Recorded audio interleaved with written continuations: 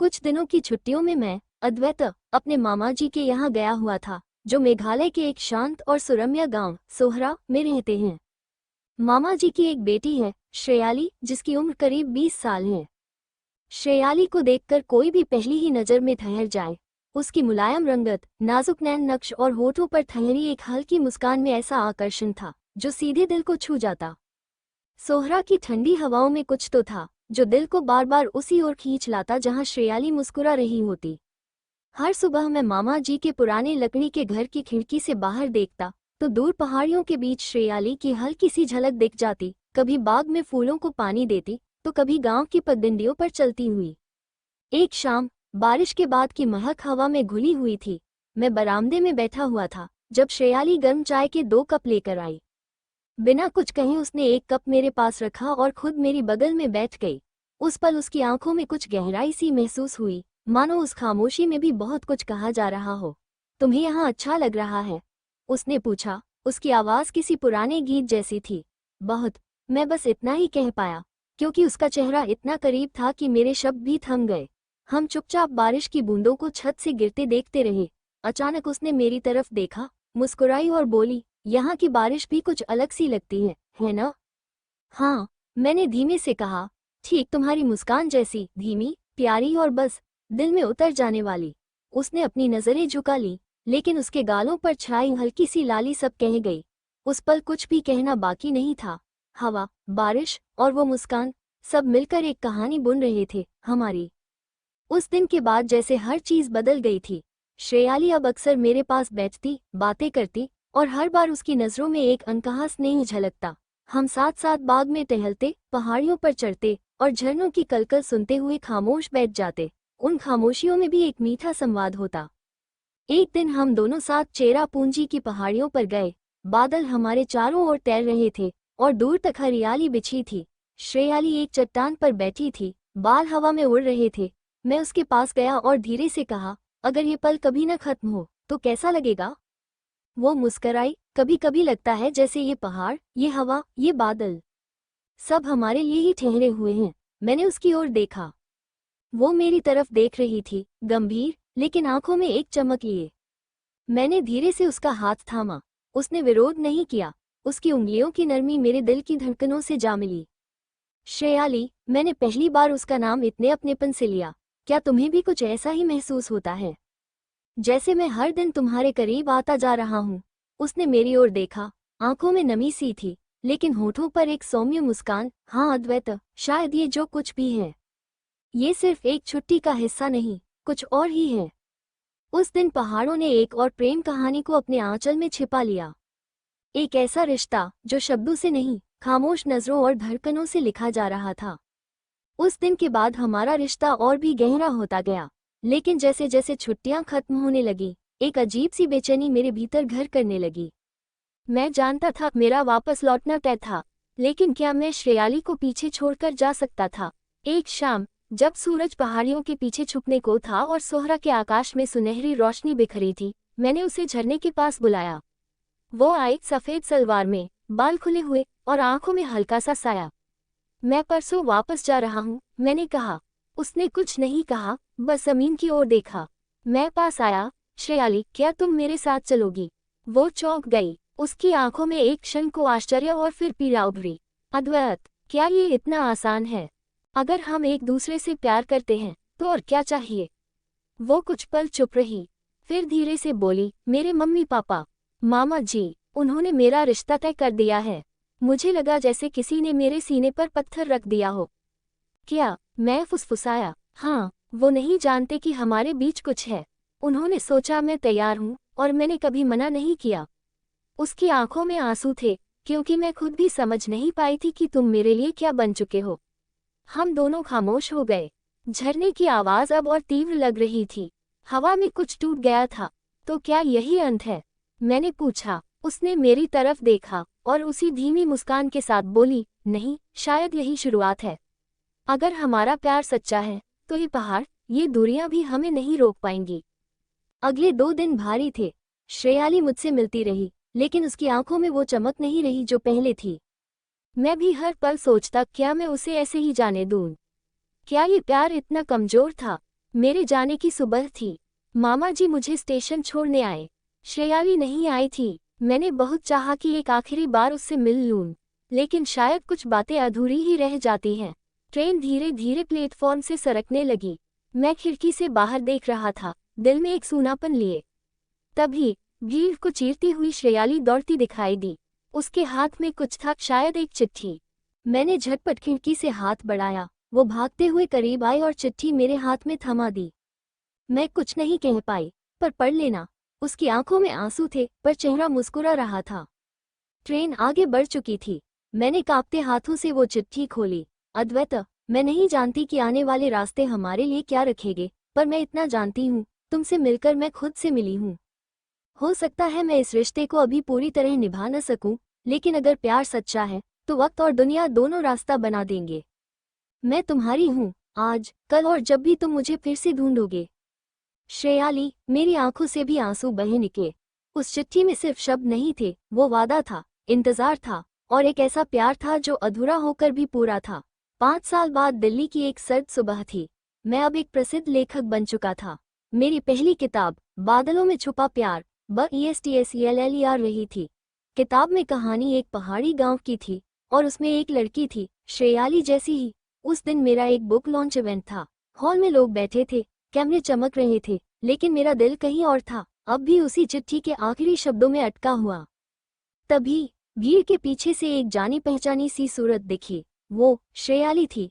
वो अब पहले से भी ज्यादा सुंदर लग रही थी, सादगी में डूबी, लेकिन आंखों में वही जानी पहचानी चमक।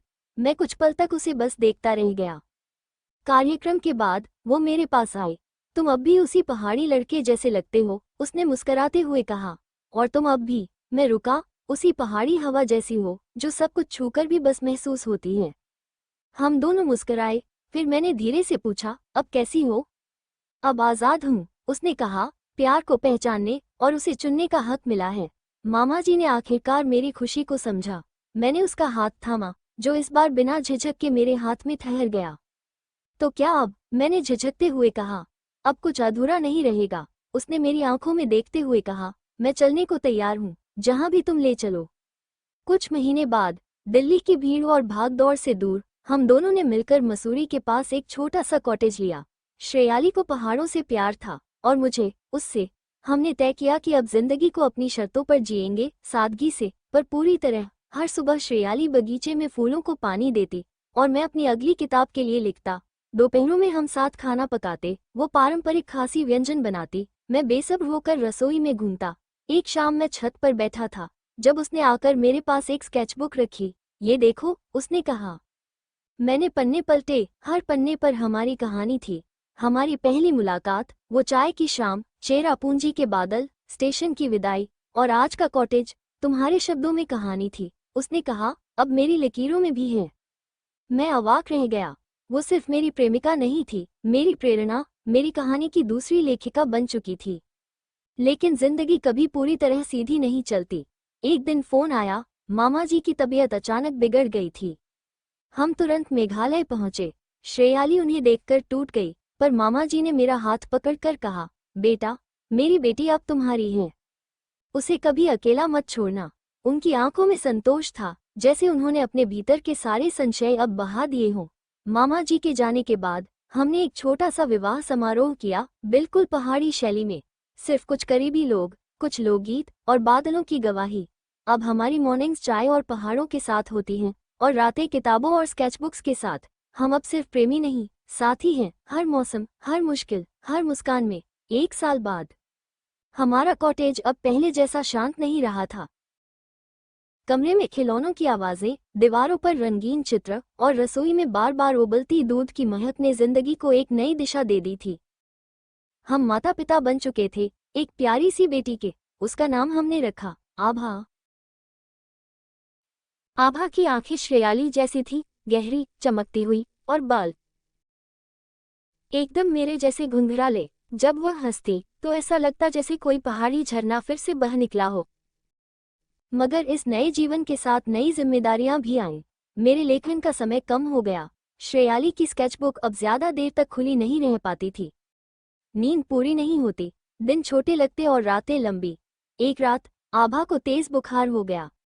हम दोनों घबरा गए। बारिश हो रही थी, रास्ते फिसलन भरे थे और अस्पताल दूर। श्रेयाली ने मेरी ओर देखा। उसकी आंखों में डर था, लेकिन होठों पर वही दृढ़ता जो मैंने पहली बार स्टेशन पर देखी थी।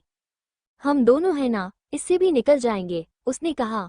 हमने मिलकर उसे अस्पताल पहुंचाया, इलाज करवाया और कुछ ही दिनों में वो फिर से हंसने लगी। उस रात मैंने जाना, प्यार सिर्फ सुंदर पलों में नहीं, कठिन रातों में भी जिंदा रहता है। फिर एक निर्णय लिया गया। हमने मसूरी का कॉटेज छोड़ दिल्ली लौटने का फैसला किया। आभा को बेहतर शिक्षा और हमें नई संभावनाएं चाहिए थी। मैं विश्वविद्यालय में लेखन पढ़ाने लगा और श्रेयाली ने एक ऑनलाइन आर्ट स्कूल शुरू किया। अब भी हम रात को छत पर बैठते हैं, एक दूसरे की तरफ देखते हैं और मुस्कुराते हैं। कभी कभी मैं उसकी आंखों में झांकता हूँ और कहता हूँ, हमारी कहानी अब कितनी बड़ी हो गई है ना?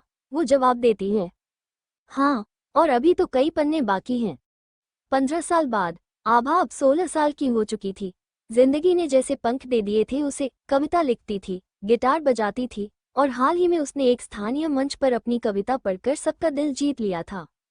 उस दिन मैं और श्रेयाली सामने बैठे थे और जब आभा ने मंच से कहा, ये शब्द मेरे पापा से हैं, जिन्होंने मुझे बोलना नहीं, महसूस करना सिखाया है, और मम्मी से, जिनकी आंखों से मैंने रंग देखना सीखा।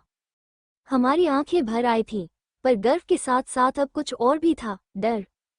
श्रेयाली एक दिन मेरे पास आई, हाथ में एक खत लेकर। आभा का था। उसने लिखा था कि उसे लंदन की एक कला अकादमी से बुलावा आया है और वो जाना चाहती है, अकेले। मैं सन्न रह गया। मेरी छोटी बच्ची, इतनी दूर। श्रेयाली शांत थी। उसने कहा, हमने उसे उड़ने के लिए पंख दिए हैं, अब उन्हें रोकना कैसा? लेकिन मेरे भीतर एक द्वंद्व चल रहा था। क्या मैं उसे उसके सपनों की ओर भेज सकता हूँ, जिस तरह कभी मामा जी ने श्रेयाली को जाने दिया था? क्या मैं वही उदार पिता बन पाऊँ? एक सप्ताह बाद हवाई अड्डे पर हम तीनों खड़े थे। आभा ने मुझे गले लगाया और कान में कहा, पापा, मैं वादा करती हूँ, हर कहानी में आपका अंश होगा। वो चली गई और हम फिर से एक दूसरे के साथ रह गए, पर अब एक नई पहचान के साथ, माँ बाप नहीं, जीवन साथी के रूप में फिर से। अब जब घर शांत था, श्रेयाली ने एक दिन मेरा हाथ पकड़ा और कहा, क्या हम फिर से पहाड़ों में चलें? मैं मुस्कुराया। इस बार कहानियां वहां नहीं होंगी, बस हम होंगे। 20 साल बाद हम फिर से पहाड़ों में लौट आए हैं, इस बार उत्तराखंड के कुमाऊं क्षेत्र के एक छोटे से गांव में। वही पुराना सा लकड़ी का घर, पर अब दीवारों पर आभा की तस्वीरें और किताबों की जगह अब चश्मे और दवाइयां भी दिखती हैं। श्रेयाली अब सफेद बालों के साथ और भी सुंदर लगती है। उसके झुर्रियों वाले चेहरे पर वो मुस्कान आज भी वही है, धीमी, स्थिर और सुकून देने वाली। हर सुबह मैं उसके लिए अदरक वाली चाय बनाता हूँ। वो अब भी स्केच करती है, लेकिन अब उसका विषय बदल गया है। अब वो हमारी झुर्रियों को, छड़ी पकड़े चलने को और पास बैठकर खामोशी से देख लेने को कागज पर उतारती है। हम दोनों एक दूसरे को अब कहानियां नहीं सुनाते, बस वो पुराने पल याद करते हैं। एक शाम पहाड़ों की हवा में बैठे मैंने उससे पूछा, श्रेयाली, क्या तुम्हें अब भी मुझसे प्यार है? उसने मेरी आंखों में देखा और कहा, अब वो प्यार नहीं रहा, वो तुम हो जिसमें सब समा गया है। उसने धीरे से मेरी हथेली थामी। अब अगर जिंदगी एक किताब हो, तो उसका सबसे सुंदर पन्ना हमारा बुढ़ापा है। अब हम घंटों तक एक साथ चुप रह सकते हैं, क्योंकि अब शब्दों की जरूरत नहीं, सिर्फ साथ होना काफी है।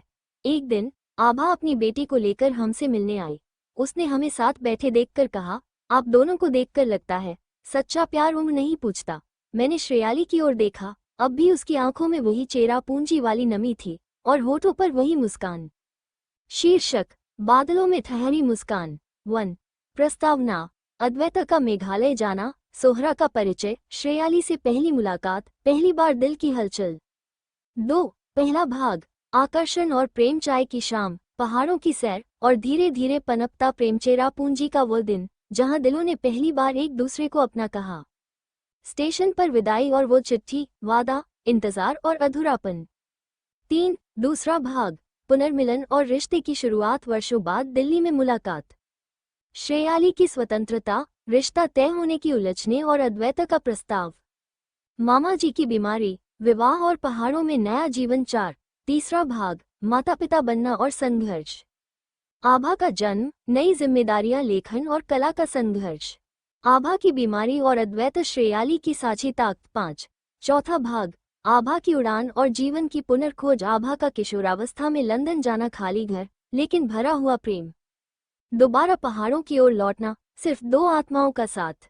6. अंतिम भाग। बुढ़ापे का प्रेम और विरासत। झुर्रियों में छुपे इश्क, एक दूसरे के साथ जीने की कला। आभा की अगली पीढ़ी को मिलती हुई वो विरासत जो शब्दों से नहीं, प्रेम से लिखी गई थी। अध्याय 1। पहाड़ों की ठंडी हवा में एक नई शुरुआत। सोहरा, मेघालय का एक छोटा सा गांव, जहां हर सुबह घने बादल और ताजगी से भरी हवा छाती है। यहाँ के पहाड़, जंगल और झरने किसी जादू की तरह इस धरती पर बसे हैं। हर वक्त यहाँ का मौसम कुछ अजीब सा होता, कभी हल्की बौछार तो कभी अचानक सूरज की किरणें, जैसे खुदा भी यहाँ आराम से सुकून से बैठा हो। अद्वैत के लिए ये सब नया था। वो दिल्ली के भागदौड़ भरे जीवन से थक चुका था और कुछ दिनों के लिए शांति की तलाश में यहाँ आया था। मामा जी, जो यहाँ के एक शांत गांव में रहते थे, ने उसे ये जगह सुझाई थी। अद्वैत का मन यहाँ आने के लिए पूरी तरह तैयार था। एक शाम, जब सूरज ढलने को था और गांव की गलियों में सन्नाटा पसरा हुआ था, अद्वैत अपने मामा जी के घर से बाहर निकला। उसे यहाँ की ताजगी में कुछ अलग सा महसूस हो रहा था, कुछ ऐसा जो दिल्ली की भीड़ भाड़ में कभी नहीं मिला। अचानक उसकी नज़र झरने के पास खड़ी एक लड़की पर पड़ी, श्रेयाली। उसका नाम उसने बाद में जाना, लेकिन उस पहली मुलाकात में ही अद्वैत को महसूस हुआ कि उसकी आंखों में कुछ ऐसा था जो किसी और में नहीं था। उसकी मुलायम रंगत, काजल से सजी आंखें और चेहरे पर हल्की सी मुस्कान उसे अजीब तरह से खींच रही थी। वो लड़की शांत, रहस्यमय और गहरी थी, जैसे इस दुनिया से बाहर, लेकिन फिर भी यही कहीं हो। श्रेयाली को देखकर अद्वैत के मन में एक सवाल उठा, यहाँ की हवा में कुछ अलग बात है। क्या ये सिर्फ इस गांव की ठंडी हवा है, या फिर कोई और बात है? उसने झरने के पास खड़ी लड़की से धीरे से पूछा, यहाँ अक्सर लोग आते हैं? श्रेयाली ने हल्की सी मुस्कान दी, यहाँ हर कोई अपनी तलाश में आता है, लेकिन बहुत कम लोग खुद को ढूंढ पाते हैं।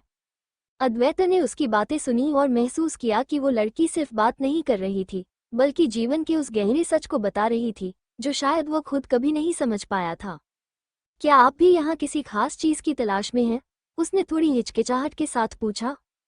श्रेयाली ने आंखें उठाकर उसकी तरफ देखा और फिर सादगी से बोली, जी हाँ, मैं भी तलाश कर रही हूँ। अपने भीतर कुछ खो गया सा लगता है, लेकिन यहाँ आने के बाद लगता है कि सब कुछ ठहर गया है, जैसे हर चीज सही जगह पर है।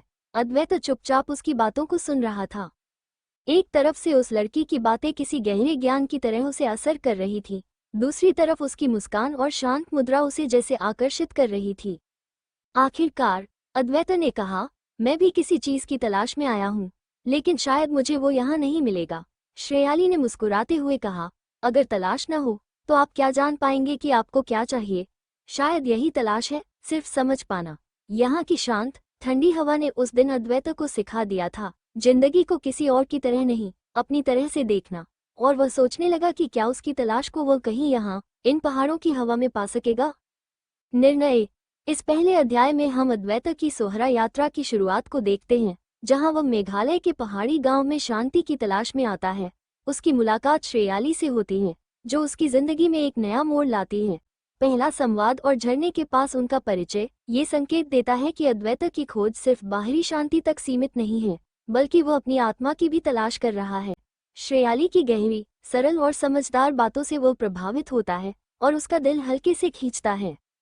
सारांश। अध्याय 1 में अद्वैत दिल्ली के तेज और व्यस्त जीवन से थककर मेघालय के एक शांत पहाड़ी गांव सोहरा आता है। यहाँ उसकी मुलाकात श्रेयाली से होती है, जो गांव में अपने जीवन को शांति से जी रही है। दोनों के बीच की पहली मुलाकात हल्की सी बातचीत, शांत माहौल और जीवन के बारे में गहरी सोच के साथ होती है। श्रेयाली की बातें अद्वैत को भीतर से झकझोर देती हैं और वह समझता है कि शायद उसे अपनी तलाश का असली जवाब यहाँ मिलेगा, पहाड़ों में, इन ठंडी हवाओं और गहरे विचारों में। यह अध्याय उनके रिश्ते की शुरुआत की ओर इशारा करता है, जहाँ दोनों के बीच दोस्ती और आत्मीयता बढ़ने के संकेत हैं।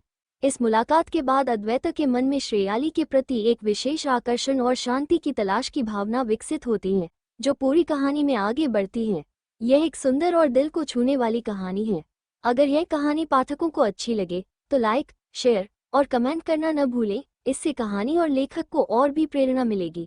आपके साथ इस यात्रा में साथ चलने का मजा आ रहा है। धन्यवाद।